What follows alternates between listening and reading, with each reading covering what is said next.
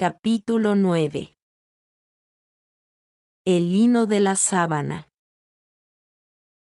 De acuerdo con el resultado de todas las investigaciones, el lino de la sábana era antiquísimo y provenía de lejanos países. Esto planteó toda una serie de interrogantes. ¿A qué época podía atribuirse? ¿Durante cuánto tiempo se conserva un tejido de lino? ¿O cuáles eran las técnicas textiles en el área egipcio-palestina de hace 2000 años? Solo una investigación ulterior abriría las puertas de un remoto y misterioso pasado. El lino de la sábana, bajo luz blanca, aparece ligeramente amarillento por el paso del tiempo. A pesar de todo se halla bien conservado, si se considera que históricamente tiene una antigüedad de muchos centenares de años. En las radiografías con rayos X, las fibras no aparecen homogéneas y la textura presenta diferentes irregularidades, como cabe esperar de un tejido artesanal. Algunos tramos de la hilatura tienen espesores diversos, como si hubieran sido hilados por otra mano, y marcan el tejido con rayas evidentes, unas veces verticales y otras horizontales, según se trate de hilos de urdimbre o de trama. Así que el lino de la sábana fue hilado y tejido a mano, sobre un telar de pedal, de liso alto. Este tipo de telar es extremadamente antiguo. Se conoce uno de este tipo, egipcio, pintado en una pared del hipogeo de Beni Hassan, 30 siglos antes de Cristo. En la imagen se reconocen la cadena vertical y las varillas del contraliso. El tejido del lienzo es consistente, con los hilos estrechamente unidos. Es obra de Sarga y tiene casi 38 hilos de trama y 26 de cadena por centímetro cuadrado. El tipo de lino es el linum usitatissimum. En los hilos se introdujeron fortuitamente algunas fibras de algodón. Así pues, el lino de la sábana fue tejido en países en los que se cultivaba y se tejía algodón y en el mismo telar. La calidad de aquel algodón podía indicar el país originario. Para definir un algodón, resulta característico el número de vueltas de su estructura. El algodón de la sábana presenta 8 vueltas por centímetro. Debido a esto se ha reconocido como algodón del tipo Herbaceum, cultivado en el Próximo Oriente en la época histórica que nos interesa. Así que desde el punto de vista mercantil, la sábana tenía que provenir del área egipcio-palestina. En octubre de 1978, se tomaron en Turín algunas fotografías del lino de la sábana por transmisión, es decir, con la luz proyectada sobre el reverso del tejido y la máquina de frente. Se descubrió que los numerosos remiendos de la sábana aparecían bastante menos amarillentos que el lino originario. Ahora bien, el signo más evidente de la antigüedad de un lino es justamente su coloración amarillenta. Se sabe con certeza que los remiendos fueron aplicados en 1534, y con todo, teniendo en cuenta los procesos de envejecimiento del lino, aparecen como bastante más recientes y jóvenes que el lino de la sábana. Este descubrimiento se confirmó en el laboratorio. De manera que el tejido de la sábana es mucho más antiguo que el de los remiendos. Es muy anterior a la Edad Media, en la que algunos querían situarlo. Este descubrimiento fue valorado en toda su importancia. Pero, por extraño que parezca, el lino ha superado muy bien su remotísima antigüedad. No tiene manchas de moho, aunque se han encontrado muchas esporas del mismo bajo el microscopio. Si el moho no se había desarrollado, ello podía deberse a una especie de protección química que el lino llevaba consigo. Quizá, como al parecer era usual en aquel tiempo, había sido tratado con saponaria officinalis durante el espadillado. Pero no se encontró ni rastro de ello. Era pues lógica La pregunta sobre cuál pudiera haber sido la causa de esta capacidad de auto y preservación del lino. Y se pensó que quizá las sustancias balsámicas, usadas para la sepultura de aquel cadáver, pudieran haber defendido el lino del moho. En efecto, examinado al microscopio electrónico un hilo del tejido de la sábana, aparecía cargado de material contaminante. Una cantidad de corpúsculos se adherían tenazmente a las fibras del lino o habían permanecido capturados en ellas. Pólenes, esporas u hongos microscópicos.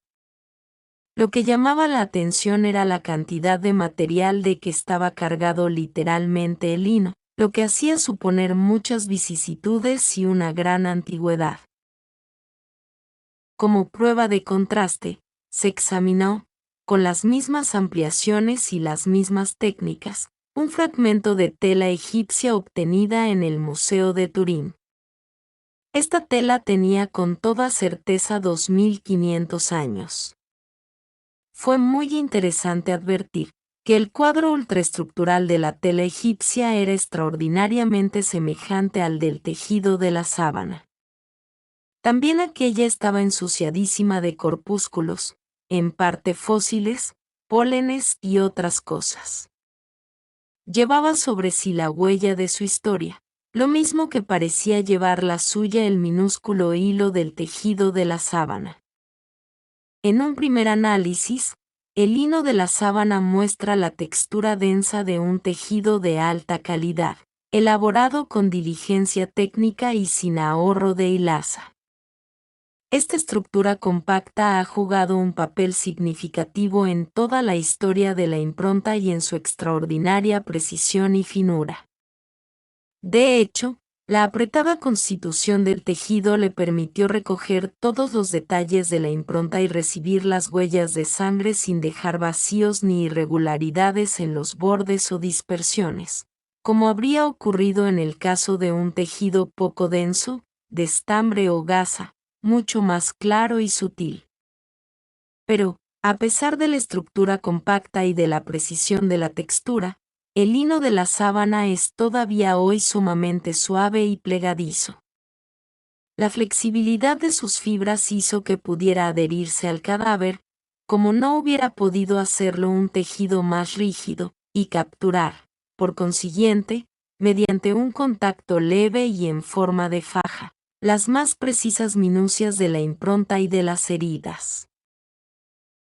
Otra muy principal propiedad del lino es la de su poder absorbente y la de su sensibilidad a los colorantes, que reproduce con fidelidad y brillantez, inalcanzables por ningún otro tejido.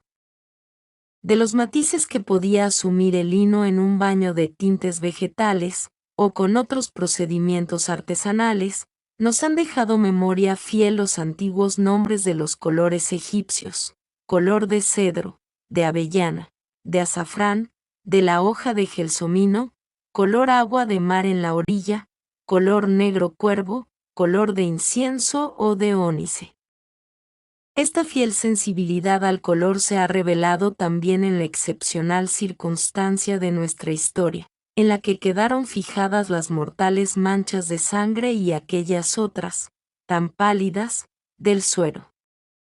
Heródoto relata que los únicos expertos tejedores de lino en la antigüedad eran los egipcios y los habitantes de la Cólquida. La tecnología de la textura había llegado hasta aquellas remotas poblaciones del Asia Menor, al pie del Cáucaso, a las que se consideraba descendientes de los egipcios, restos de una desafortunada expedición militar en tiempos de Sesostris. El lino egipcio se cultivaba en las tierras húmedas del delta del Nilo, entre los estanques, lagunas y pantanos que flanqueaban los tres brazos de la desembocadura del gran río. Las ciudades asentadas en aquellas orillas, Tanis, Pelusium y Boutos, daban nombre a diversas calidades de lino, y probablemente, también a diversas técnicas para tejerlo. El lino era famoso y requerido en todo el antiguo ecúmene, por sus irrepetibles características. Era bien conocido en el Imperio Romano ya desde la más antigua época. Plinio lo describía así: a Aegyptio linum minimum firmitatis, plurimum lucri. Un tejido tan leve y de tan alto precio. Las antiguas piezas de lino tenían una amplitud máxima de 1,70 m, la luz del telar, y una longitud de hasta 30 metros. Pero ya se dijo en las primeras observaciones, de alguna manera científicas, sobre la sábana de Turín, que su refinada textura diagonal en tela de sarga era desconocida hace 2000 años. Por consiguiente, la sábana no podía remontarse a aquel tiempo. Pero el lino, la mejor estructurada de las fibras vegetales, tiene una duración que, en algunos hallazgos, ha alcanzado los 4000 años. Se conservan muestras de ello en el Museo Egipcio de Turín, como la sábana funeraria del faraón Ra, que fue tejida en el siglo XVI a.C., y de todo lo cual ha sido posible obtener confirmaciones directas. La textura en forma de espina de pescado o sarga, realizada pasando la aguja no bajo un solo hilo, sino al menos bajo dos a la vez, con ulteriores y más complejas variaciones. Era conocida por los chinos desde tiempos inmemoriales y siguió el camino consabido de tantas otras técnicas, difundiéndose desde los extremos límites de Asia, a través de Persia, hasta las costas orientales del Mediterráneo, y de aquí, en la época en que Egipto y Palestina vivían una civilización ya muy avanzada. Civilización rica en intercambios técnicos y artísticos con regiones lejanas, que llegó a la Europa continental. Su razón de ser es exclusivamente estética. Supera la monotonía de la textura simple, un hilo arriba y otro abajo, para desarrollarse en movimientos más complicados, con sus puntas alargadas que difunden reflejos relucientes. Un tejido así constituido requiere una técnica atenta y una elaboración más compacta, para no perder resistencia. Pero la elegancia en los tejidos es una de las más antiguas ambiciones de la humanidad. Uno de los fragmentos más antiguos ha sido hallado nada menos que en la aldea neolítica de Robenhausen, cerca de Zúrich, que puede remontarse en torno a 2000 años antes de Cristo. Otros fragmentos se remontan a la civilización de Eichstätt y se han conservado por el ambiente salitroso de aquellas minas. Pertenecen a los siglos 7 y 6 a.C. Son más bien vastos y elaborados con un gusto en cierto sentido provinciano, si se les compara con la elegancia de los tejidos mediterráneos. Efectivamente, fragmentos de lino muy parecidos a la sábana fueron encontrados en Palmira, en un área geográfica muy cercana, y otros en Dura Europos. En la época de nuestra investigación, la moda debía de haber invadido Europa. Se han hallado muestras en las tumbas gálico-romanas de Martres de Beire, cerca de Clermont-Ferrand, cuya data puede fijarse en torno al final del siglo I, y otras en las tumbas germánico-romanas descubiertas bajo la Schillerplatz, en Maguncia. En el pequeño museo de Pompeya, que el Vesubio cubrió en el año 79 después de Cristo, el profesor Mayuri ha recogido un muestrario de tejidos requemados, que fueron realizados con una técnica asargada, muy parecida a la de la sábana. Su fecha no es discutible, puesto que estuvieron sepultados por la lava durante 1900 años. El eco de aquella moda había llegado hasta Britania, tan lejana entonces. En Colchester, precisamente en una sepultura fechada en torno al 60 después de Cristo, se ha encontrado un tejido realizado con esta famosa técnica, tan parecida a la de la sábana. No se trata de un caso excepcional, puesto que otros fragmentos, en este caso de lana, se han conservado en Chesterholm, cerca del Valle de Adriano. Se hallaron tejidos de lino, todavía en buen estado de conservación, en las famosas cuevas de Qumran, en el Mar Muerto, donde hace casi 1900 años sirvieron para envolver los sagrados rollos de la ley, de la comunidad de Senia. A finales del 800, Émile Guimet, rico gentil hombre de Lyon, financió una expedición arqueológica a Egipto. Fue elegida Antinópolis, la ciudad que el emperador Adriano, aquel mitológico realizador de sueños, tan parecido en esto a Luis de Baviera, había edificado a las orillas del Nilo, donde el amado Antinoo se había dado muerte. Las excavaciones fueron dirigidas por el arqueólogo Gallet, y tuvieron una singular fortuna, hasta el punto que pudieron llenar el pequeño pero refinado Museo Guimet de París. Por lo que toca a nuestra investigación, hay que recordar que fue localizada una necrópolis judeo-romana del siglo I. Los nichos eran de piedra y estaban cuidadosamente cerrados con cal. Las áridas arenas los habían protegido perfectamente. Había en ellos cuerpos todavía bien conservados, aunque no habían sufrido proceso alguno de momificación, sino que únicamente habían sido salpicados de aromas y sustancias salinas.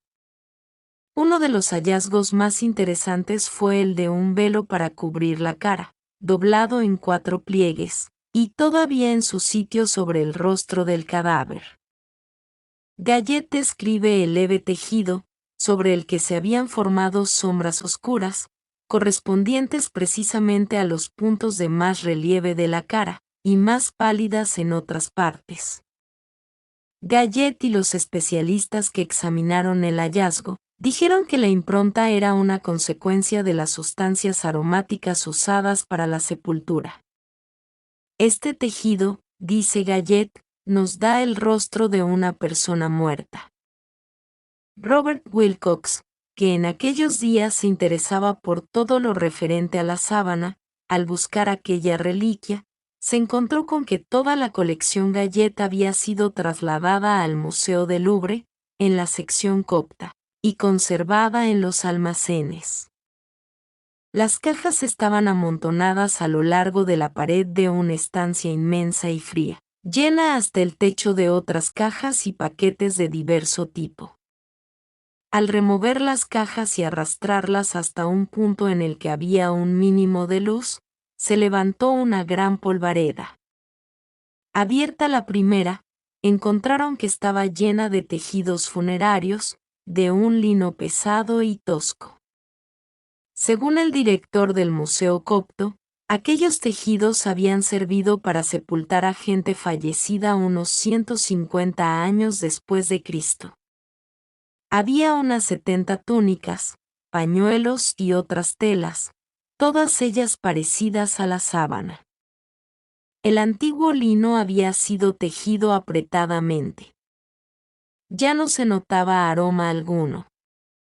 Los tejidos mostraban aquí y allá manchas de diversa dimensión, debidas probablemente al contacto con cadáveres, pero, extrañamente, los tejidos no se habían estropeado ni destruido.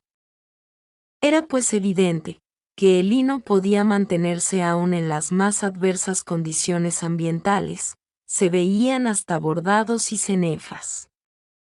Era un gélido día de invierno, la estancia estaba mal iluminada, y el material de las excavaciones de Gallet seguía amontonado de cualquier manera.